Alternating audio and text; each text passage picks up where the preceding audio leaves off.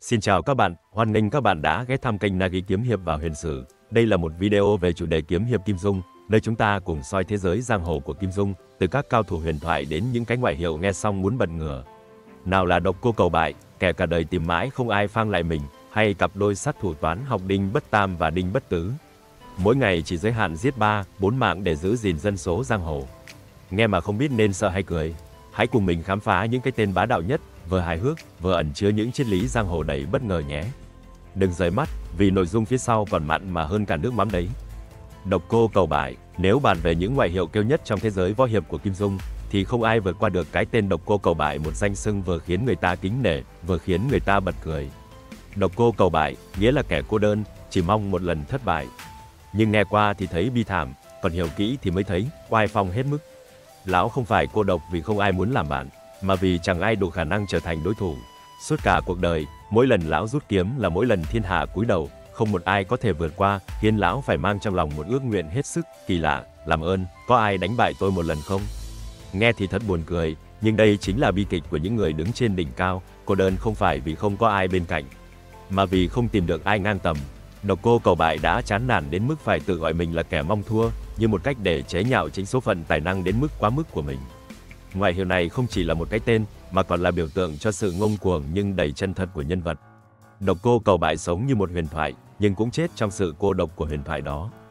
Dẫu vậy, cái tên này đã trở thành một phần không thể thiếu trong lịch sử võ học của Kim Dung, khiến bất kỳ ai nghe qua cũng phải cảm thán, đúng là oai phong lẫm liệt, nhưng cô đơn đến tột cùng.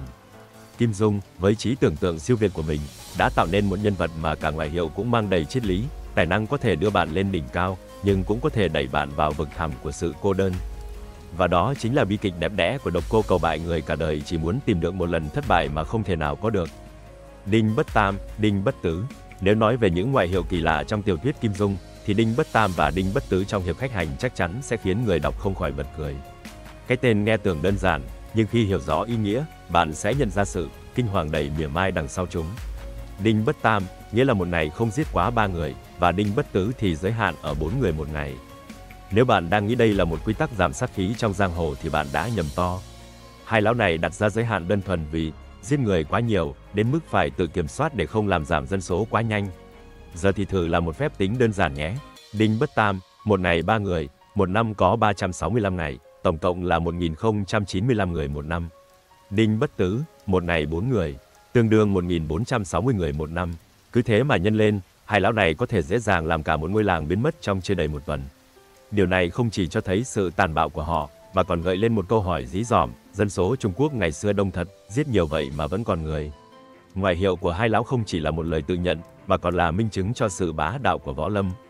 Họ giết người không chút do dự, nhưng lại dùng toán học để tự giới hạn đạo đức của mình.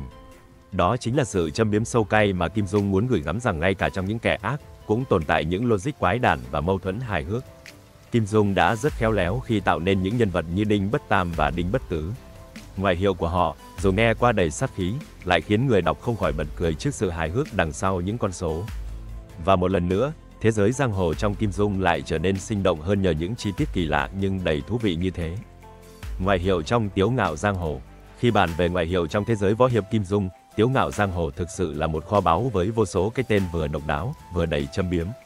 Những cái tên này không chỉ khắc họa nhân vật, mà còn chứa đựng những ý nghĩa sâu xa, đôi khi là cả một lời mỉa mai không lời. Đầu tiên, không thể không nhắc đến Đông Phương Bất Bại, một cái tên đã nói lên tất cả.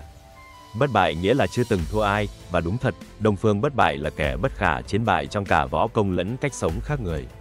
Tuy nhiên, ngoại hiệu này còn chứa đựng một nỗi bi ai. Để đạt đến cảnh giới ấy, Đông Phương Bất Bại đã phải đánh đổi toàn bộ cuộc đời mình, thậm chí cả thân phận và bản ngã. Cái tên Bất Bại vì thế vừa là niềm kiêu hãnh, vừa là một gánh nặng lớn lao. Tiếp theo là Nhạc Bất Quần, người được mệnh danh là Quân Tử Kiếm. Nghe thì oai phong, đậm chất chính nhân quân tử, nhưng thực tế Nhạc Bất Quần lại là một tên ngụy quân tử không hơn không kém. Ngoại hiệu của hắn giống như một trò đùa, vì chẳng ai ngờ rằng đằng sau vỏ bọc đạo mạo là một con người thủ đoạn, gian trá, sẵn sàng làm mọi thứ để đạt được mục đích. Nhạc Bất Quần đúng là minh chứng sống động cho câu: nơi nguy hiểm nhất chính là nơi an toàn nhất. Trong Tiếu Ngạo Giang Hồ, ngoại hiệu Hoàng Hà Lão Tổ nghe oai phong lẫm liệt, tưởng như chỉ một nhân vật lừng lẫy giang hồ. Nhưng thực ra, ngoại hiệu này lại là sản phẩm chung của hai con người kỳ cục, Lão Đầu Tử và Tổ Thiên Thu. Mà không chỉ cái ngoại hiệu kỳ lạ, từ tên cúng cơm đến hành vi của họ cũng khiến người đọc không thể nhịn được cười. Lão Đầu Tử, tên thật là Lão Gia, đúng ra là Lão Gia, nghĩa là ông già, tự là đầu tử, cũng có nghĩa là ông già nốt. Tên và tự của lão gói gọn một sự lặp lại đáng yêu, nhấn mạnh đúng bản chất lão già của mình. Ông được Kim Dung mô tả là béo tròn, với một tuyệt kỹ độc đáo, có thể tự biến mình thành một quả bóng da lăn lóc, đúng nghĩa đen. Không chỉ vậy, ông còn có một cô con gái bị bệnh từ nhỏ tên là Lão Tiểu Di, còn được gọi là Lão Bất Tử, một cái tên hài hước nhưng chất chứa nỗi lòng của một người cha mong con mình sống lâu và khỏe mạnh. Tổ Thiên Thu, bạn đồng hành của Lão Đầu Tử, cũng không hề kém phần kỳ quặc. Tên thật của ông là Tổ Tông, bản cũ viết là Tổ Tôn, vì kiêng húy vua Thiệu Trị, nghĩa là tổ tiên ông bà. Tự là Thiên Thu, nghĩa tương đương với muôn đời tổ tiên. Nghe tên thôi đã thấy khí chất Tổ Tông ngời ngời, nhưng thực tế, Tổ Thiên Thu lại được Kim Dung mô tả là một ông lão gầy nhom, rách rưới, mê rượu. Ông có kiến thức siêu việt về rượu, từng đàm luận uống rượu cùng lệnh Hồ Xung, nhưng lại là người gián tiếp góp công làm bệnh của lệnh Hồ Xung nặng hơn một sự giúp đỡ không ai muốn nhận. Hai vị lão tổ này sống ở hai bên sông Hoàng Hà, là giáo chúng của Nhật Nguyệt Thần giáo, nhưng lại chẳng mấy khi làm việc nghiêm túc. Họ còn có màn buôn chuyện không đúng lúc đúng chỗ về chuyện trên dưới trong giáo, bị Thánh Cô phát hiện. Hậu quả là khiến lệnh Hồ Xung bị đẩy vào tình thế gặp ai cũng muốn giết. Dẫu tính cách kỳ cục và ngoại hiệu chẳng giống ai, cả Lão Đầu Tử và Tổ Thiên Thu đều có những đóng góp không nhỏ trong hành trình của lệnh Hồ Xung. Họ cùng với Kế Vô Thi đã góp sức giúp lệnh Hồ Xung cứu Thánh Cô và sau đó trở thành trưởng môn Hàng Sơn. Trong thế giới võ hiệp của Kim Dung, nếu có một ngoại hiệu vừa sốc, vừa khiến người ta phải dùng mình, thì đó chắc chắn là sát nhân danh y Bình Nhất Chỉ. Người ta hay nói, lương y như tử mẫu, nhưng với Bình Nhất Chỉ, câu này phải sửa thành, lương y như sát thủ. Lão được biết đến như một danh y bậc thầy, y thuật cao siêu đến mức có thể cứu người từ cõi chết trở về. Nhưng thay vì làm tròn vai trò tử mẫu, Bình Nhất Chỉ lại đặt ra một quy tắc kỳ quái, mỗi lần cứu sống một người, lão phải giết một người để cân bằng. Điều này biến lão thành một nhân vật có tâm lý vừa u ám, vừa kỳ lạ đến khó tin. Hãy thử tưởng tượng cảnh này, một người dân tuyệt vọng tìm đến Bình Nhất Chỉ, van xin ông cứu người thân. Lão bình thản đáp, được thôi, nhưng sau đó ta phải giết một người khác. Đồng ý chứ? Và lạ thay, trong thế giới đầy hỗn loạn của giang hồ, vẫn có những người chấp nhận cái giá đẫm máu ấy để đổi lấy mạng sống cho người mình yêu thương. Cái tên Bình Nhất Chỉ cũng mang đầy ý nghĩa. Bình nghĩa là cân bằng, nhất chỉ là một ngón tay. Đó chính là triết lý của lão, cứu một, giết một, giữ thế cân bằng của sinh tử. Sự lạnh lùng và logic này khiến Bình Nhất Chỉ vừa là một danh y đáng nể, vừa là một sát thủ đáng sợ. Kim Dung đã khéo léo xây dựng nhân vật này như một biểu tượng của sự đối lập giữa thiện và ác, giữa cứu người và giết người. Bình Nhất Chỉ không hoàn toàn là kẻ xấu, nhưng cũng chẳng thể coi là người tốt. Ông là hiện thân của một thứ đạo đức méo mó, nơi giá trị của mạng sống được quyết định bằng một phép toán lạnh lùng. Có thể nói, Bình Nhất Chỉ là nhân vật vừa khiến người ta khiếp sợ, vừa không thể ghét bỏ hoàn toàn. Bởi lẽ, trong sự tàn nhẫn của lão, vẫn có chút gì đó của một danh y tử mẫu theo cách riêng đầy kỳ quái của mình. Và cuối cùng, không thể bỏ qua Đào Cốc Lục Tiên, 6 nhân vật tự nhận mình là tiên, nhưng ôi thôi, sắc đẹp của họ thì đến cả Chí Phèo và Thị Nở cũng phải cúi đầu bái lạy gọi 2 tiếng sư phụ.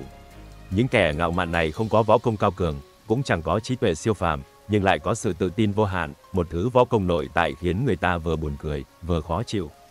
Kim Dung, bằng tài năng của mình, đã sử dụng ngoại hiệu như một cách để khắc họa bản chất nhân vật, đôi khi là để châm biếm xã hội.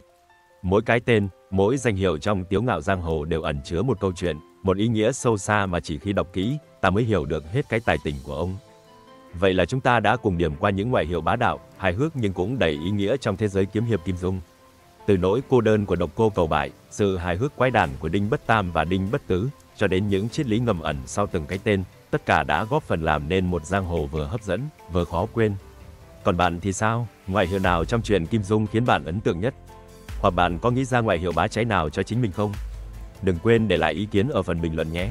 Nếu thấy video này thú vị, hãy cho mình một like, chia sẻ với các đồng đạo và nhớ nhấn đăng ký kênh Nagi Kiếm Hiệp và Huyền Sử để không bỏ lỡ những câu chuyện hấp dẫn hơn. Cảm ơn các bạn đã xem và hẹn gặp lại ở video tiếp theo. Chúc các bạn một ngày hành tẩu giang hồ đầy niềm vui.